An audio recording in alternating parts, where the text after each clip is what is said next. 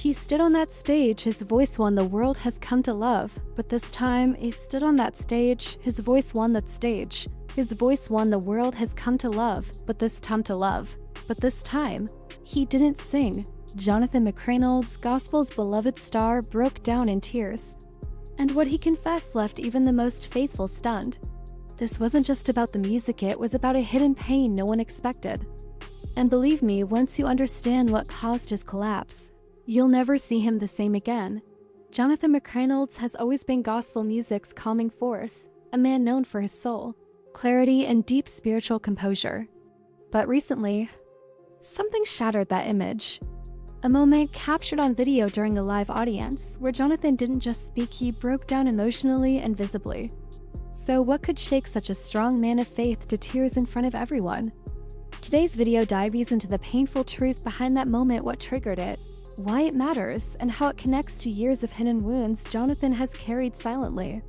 From family trauma he's rarely spoken of to quiet pressure inside the gospel industry, this is the moment fans never expected, the one Jonathan couldn't keep buried anymore. Stay tuned as we unpack the layers of this emotional scene. We'll break it down step by step with facts, insider accounts, and direct quotes you won't find anywhere else.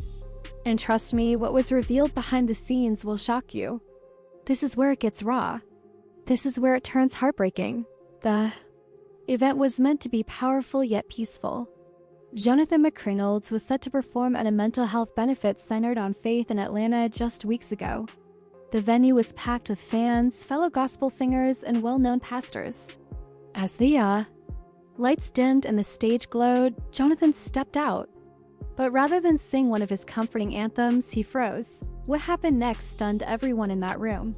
Holding the microphone in shaky hands, his voice cracked before the first word even left his lips. "I wasn't going to say anything tonight," he said, "but God wouldn't let me stay silent." The crowd leaned in. They knew something was off. Then silence. A long, aching pause. Jonathan shut his eyes, inhaled deeply, and whispered the words that changed the energy of the room. "I've been carrying something heavy, and I can't fake it anymore." Then he broke. He cried, tears rolling, unable to finish the song he had prepared. And the cameras caught every second. What should have been a praise-filled performance became something else, a raw confession unlike anything his followers had ever seen. Social media exploded. Clips from the breakdown spread across TikTok, Instagram, and YouTube within hours. Comments poured in. "He looked broken, but so real. You could feel that. We never know what these gospel artists carry." This wasn't just a concert gone wrong. This was a cry for help. And the truth behind that cry? It runs far deeper than anyone initially realized, but here's where the story gets even heavier. What Jonathan later revealed during a private livestream stunned even his most loyal fans. And it all tied back to long-buried family wounds, industry pressure, and one heartbreaking decision he can no longer ignore. To understand what broke Jonathan McReynolds that night, we need to rewind to parts of his life he's rarely addressed. In public, behind the polished media appearances and award-winning albums, there's a history of grief, silence, and spiritual pressure that began in childhood. Jonathan was raised on Chicago's South Side, a place that built his faith but also tested his strength. Raised by a single mother, he often praised her for providing a stable home despite financial struggles and emotional strain. But what fans didn't know was that Jonathan's absent father left a wound that stayed with him for years. In that emotional live stream after his breakdown, Jonathan opened up. "I never had a father to guide me. Every stage I walked onto, every interview, every church, I wondered if he was watching. And I wondered why he never showed up." That kind of unseen wound doesn't just fade, it lingers. It grows. Especially for a man called to lead others spiritually while battling doubts about his own worth.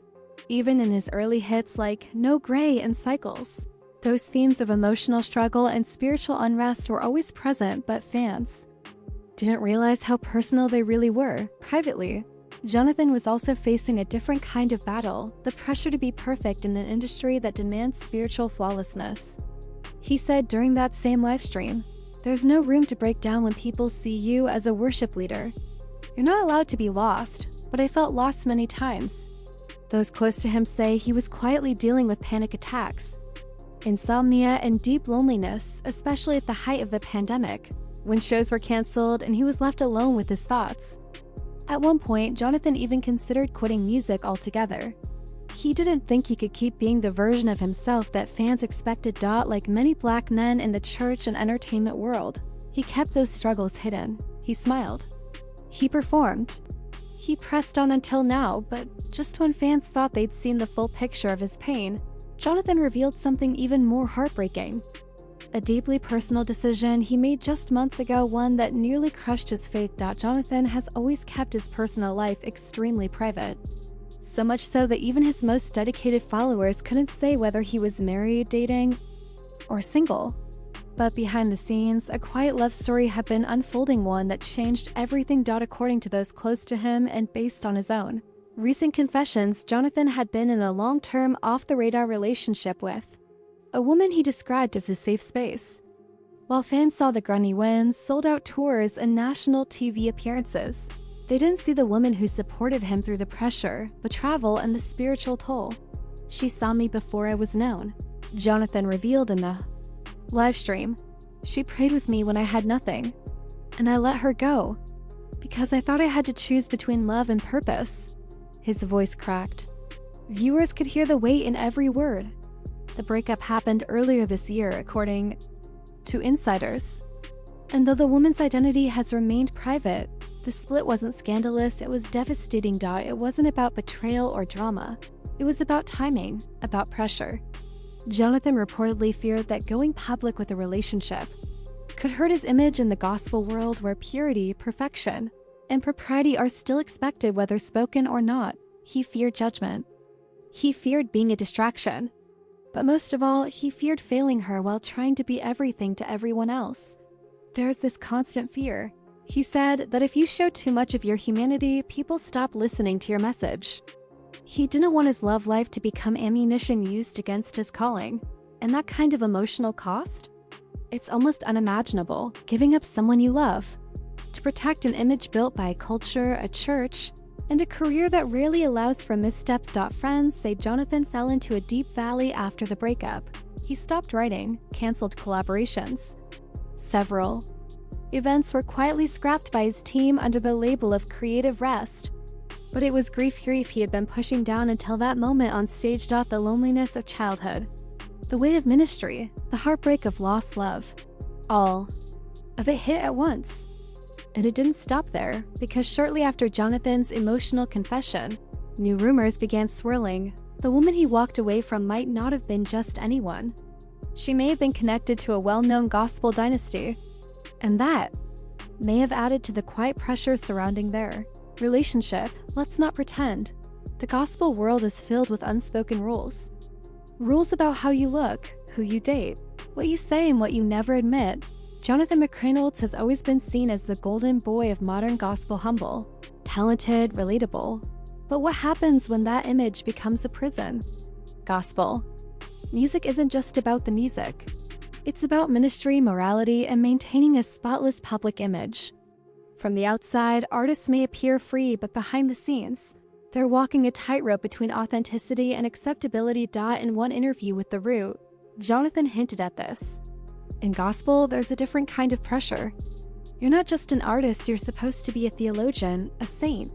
But I'm just a man trying to figure it out like everybody else. When Jonathan's relationship came under quiet scrutiny from certain church circles, insiders say the pressure began.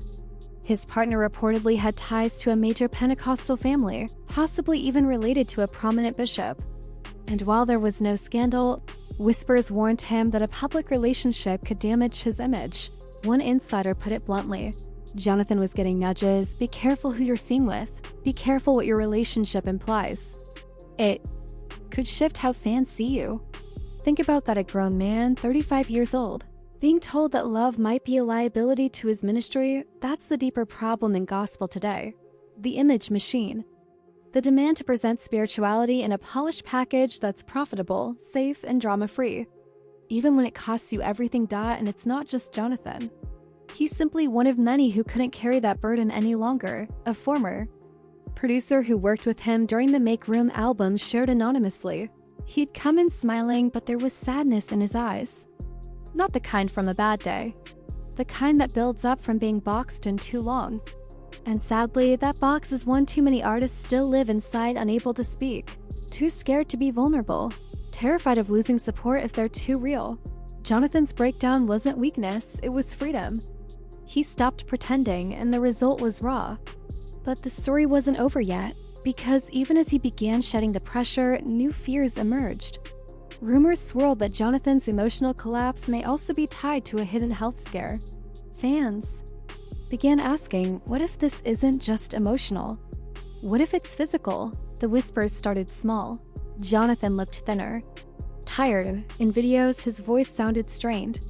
But what truly raised alarm was something he said during that live stream, almost as a passing comment. When the body gives up, the soul speaks louder. I've been dealing with something that's made me question everything, even my time here. That hit hard. Was he talking spiritually or physically? Forums and fan pages began speculating. A chronic illness? Recent hospital stays?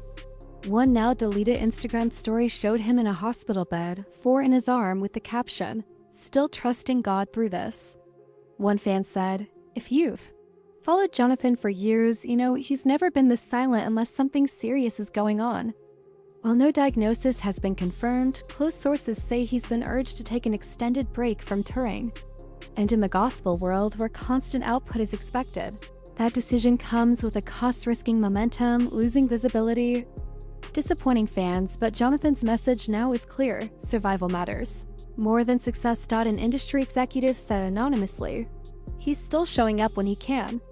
But his body's tired. His soul needs healing. And the final twist? Jonathan recently teased a mysterious new project. Not an album, not exactly. Something personal, intimate, called The Journal. On a black background, he simply posted, "Coming soon, The Journal. My prayers, my failures, my healing, all in one place." Fans immediately wondered, is it a memoir? An album? A goodbye? Sources say The Journal is a multimedia diary. Unreleased songs, voice memos, handwritten letters. Therapy reflections. It's not about charts or awards.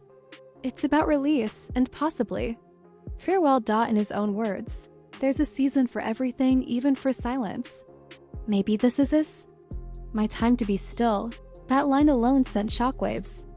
Is he retiring? Is this goodbye? We don't know for sure. But we do know this: The Journal may be the most honest project ever released in gospel music. A raw glimpse into a man who carried so much for too long, and maybe, just maybe, it gives permission for others to finally speak their truth too.